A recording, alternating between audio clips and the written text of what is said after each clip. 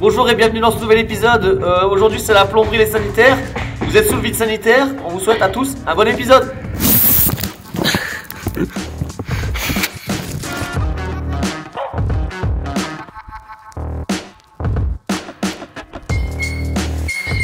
Dans ce nouvel épisode de la maison VPI, on attaque la plomberie.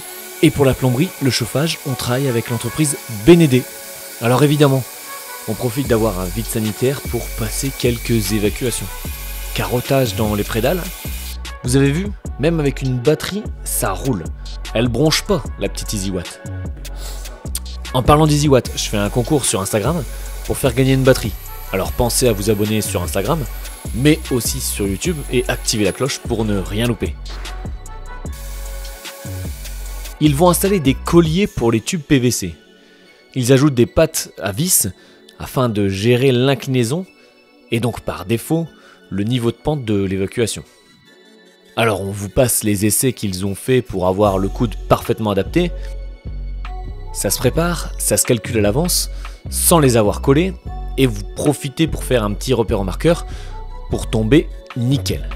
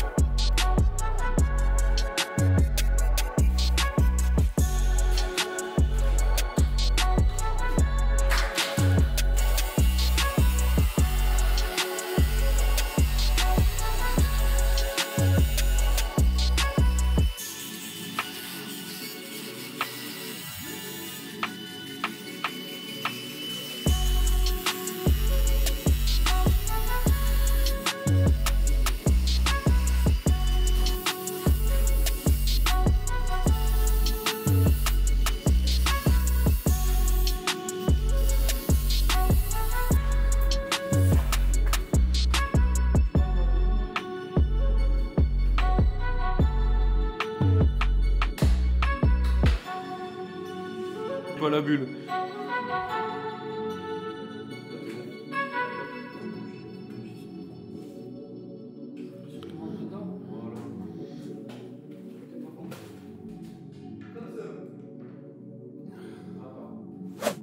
Alors voici le schéma de passage des évacuations de la salle de bain dans le plénum de la chambre du dessous.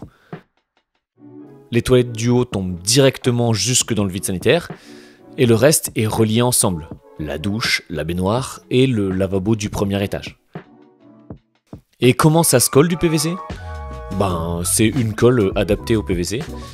De la colle sur le mâle et la femelle, vous emboîtez et le tour est joué.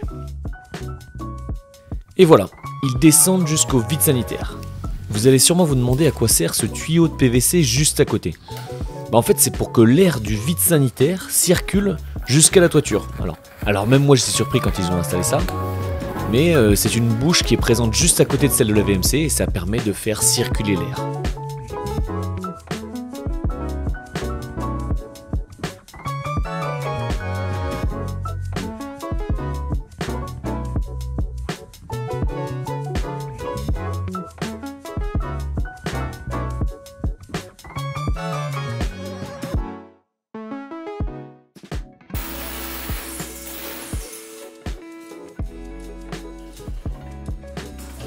Alors il y a différents types de tubes PVC, différentes tailles pour évidemment différentes utilisations.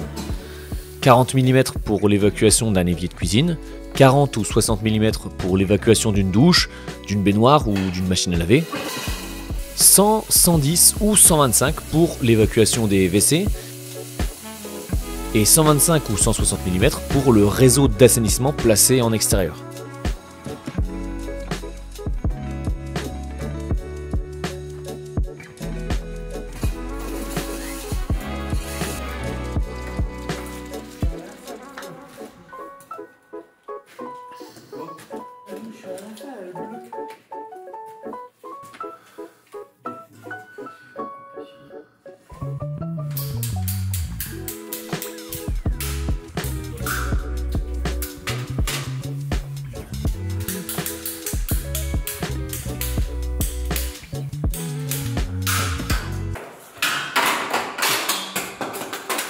Alors ça c'est drôle parce que je l'ai en vidéo.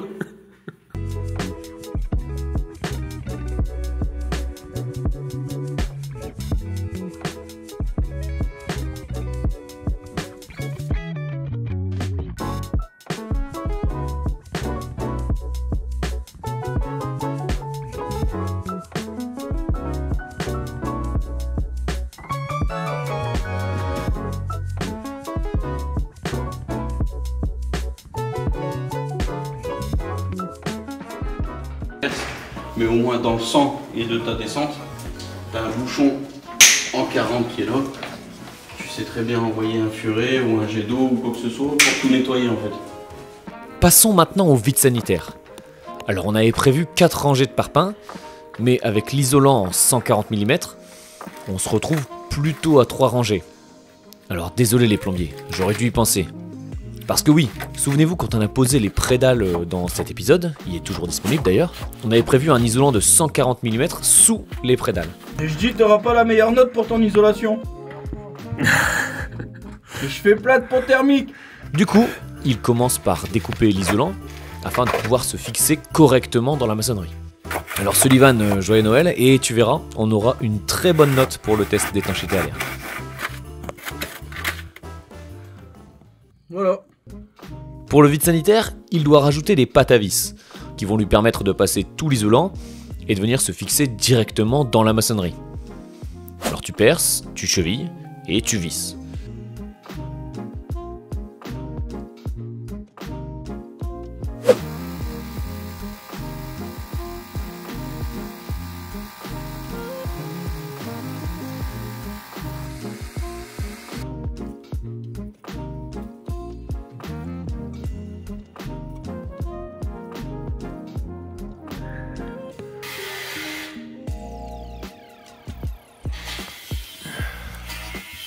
D'ailleurs, merci Brenenstuhl pour les lumières, ça aide bien nos ouvriers sur le chantier, mais aussi sous le chantier.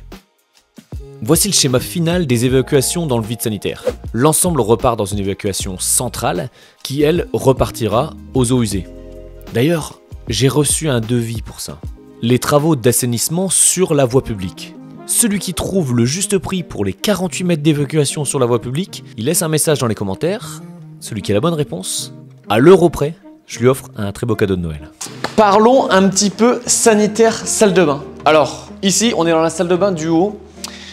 Ici, ce qu'on va faire, donc il y a déjà, comme vous le voyez, une évacuation d'eau parce qu'on va faire un meuble probablement suspendu, on va voir sur pied, on sait pour le coup, on ne sait pas encore, un meuble double vasque. Et ici, quand je me tourne, là, on va faire un toilette suspendu avec une cloison. Donc le toilette, c'est un toilette Geberit bâti support duo fixe que tout le monde connaît, vous vous doutez bien, on voit partout sur les réseaux sociaux et du coup on a opté pour cette solution-là. On va faire une cloison pour séparer, on va faire une partie baignoire, donc il y aura une baignoire de 160, 170, on ne sait pas encore, qui sera fixée au mur avec une robinetterie et des platines qui seront fixées aussi au mur. Et ensuite on va faire une grande cloison et on aura vraiment un espace douche. On va essayer de faire un truc un peu quali. Jacobord va nous fournir aussi gentiment une petite assise qui va aller dans le fond. On aura une cloison forte épaisseur pour pouvoir y incruster des niches. Pour les shampoings, tout ça, c'est quand même mieux. Pour ce qui est chauffage, ici, on va faire plancher chauffant, vous vous doutez bien. On aura aussi un sèche-serviette électrique. On ne sait pas encore ce qu'on va mettre. On est totalement indécis. Par contre, pas indécis sur la salle de bain du bas, je vous emmène. Il s'attaque au PER, afin de faire les arrivées d'eau chaude et eau froide pour les différents éléments, que ce soit la douche, la baignoire, le toilette ou encore le lavabo. Il y a plusieurs manières de travailler, du cuivre, du PER ou du multicouche. Le PER étant la solution robuste, facile à mettre en œuvre, mais adieu les angles à 90 degrés. Ça, c'est plus pour le multicouche. Pourquoi on n'a pas utilisé le multicouche? Parce que le PER est une solution quand même économique et quand vous n'avez pas de budget pour du multicouche, vous mettez du PER.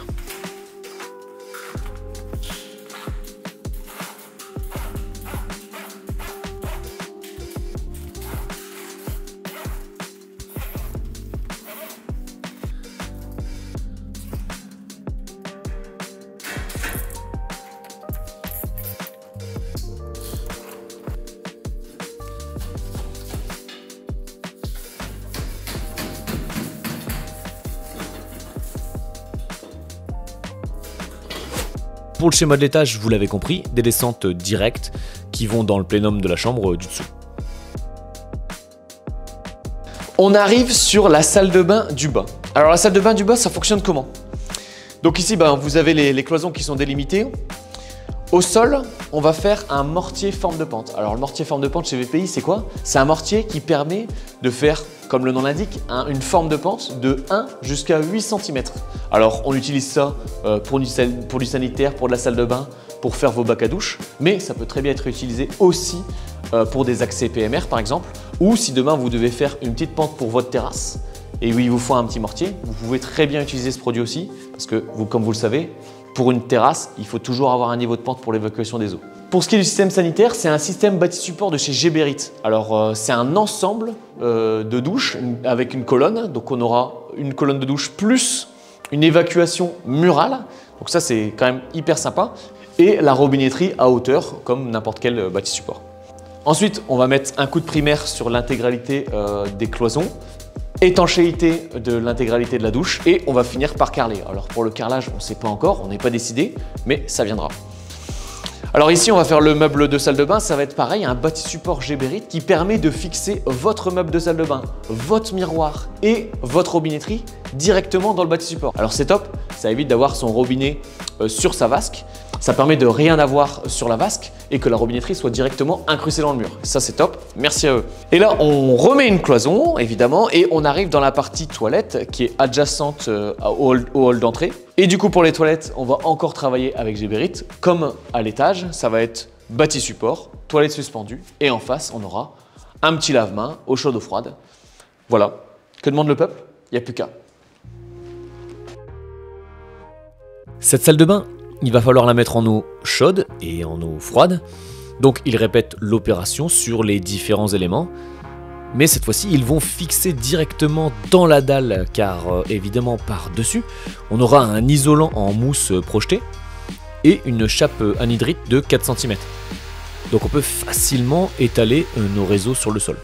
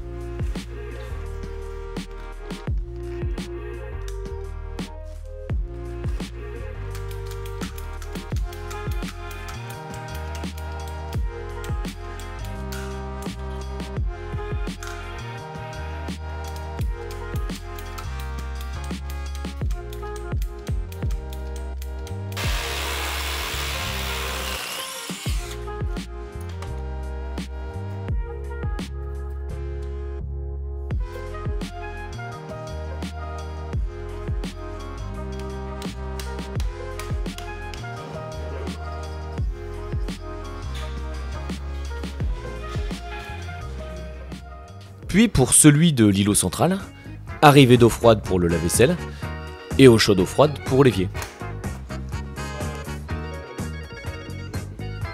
Vous voyez quelques câbles électriques au sol? C'est normal, parce que dans le prochain épisode, c'est notre artisan électricien préféré qui sera sur chantier. Il sera accompagné de sa belle équipe et autant vous dire qu'ils n'ont pas chômé. Mais aussi Phoenix Media. On vous spoil pas trop, mais sachez que ça va être très sympa. Alors merci d'avoir suivi cette vidéo, pensez à vous abonner, mettre un like, un commentaire si cette vidéo vous a plu, et je vous dis à très vite, c'était Lucas pour VPI. Ciao!